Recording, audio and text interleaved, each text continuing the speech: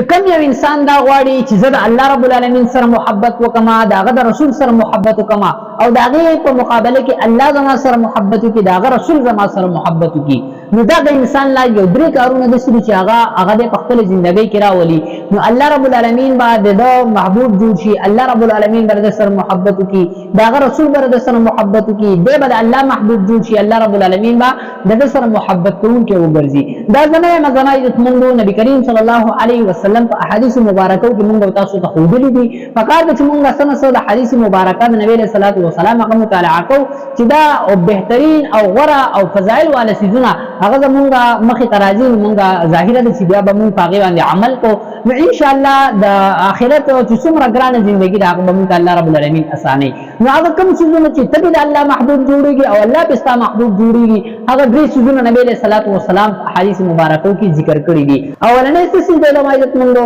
اولنې سيز د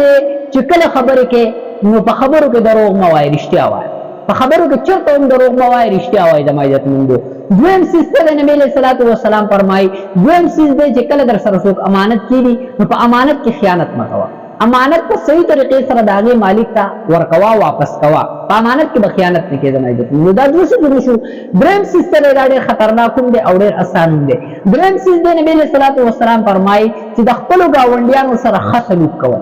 د خپلو ګاونډیانو سره ښه سلوک کول، چې دا درې کارونه پچا کې راغلي کړه. نبی صلی الله علیه وسلم فرمایي چې دې به الله محبوب جوړ شي او الله رب العالمین به سره محبت جوړږي، الله به خپل محبوب جوړ کړي. جماعت عزتمند پس باندې د ګاونډي سره ښه سلوک کول. د ګاونډي متعلق نبی صلی الله علیه وسلم دومره ارشادات دي او دومره احادیث مبارکه دي چې سړی ورته حیران شي چې د ګاونډي په ګاونډي باندې کم حق دی. جماعت عزتمند نبی صلی الله علیه وسلم فرمایي چې جبرئیل علیه السلام ماته د ګاونډي دومره حقونه بیان کړل او دومره خبرې او دومره حقوق راته د ګاونډي بیان کړل، بار بار راځه او نبی صلی الله علیه وسلم ته د ګاونډي حق چې کوم دی هغه بیانوه، چې نبی صلی الله علیه وسلم فرمایي چې زما یره وشوه چې داسې نه چې دا ګاونډي د دې سره په میراث کې شریک کړي، نو د ګاونډي سره ښه سلوک کول. نو نبی صلی الله علیه وسلم فرمایي چې دا کارونه دا درې په چا کې راغلل، د الله به د سره محبت شروع کړي، د هغه رسول به سره محبت وکړي، دی به د الله محبوب جوړ شي او الله به د محبوب جوړ شي. آسان کارونه دي، په کار د خپل ژوندۍ کې راولو او د خپل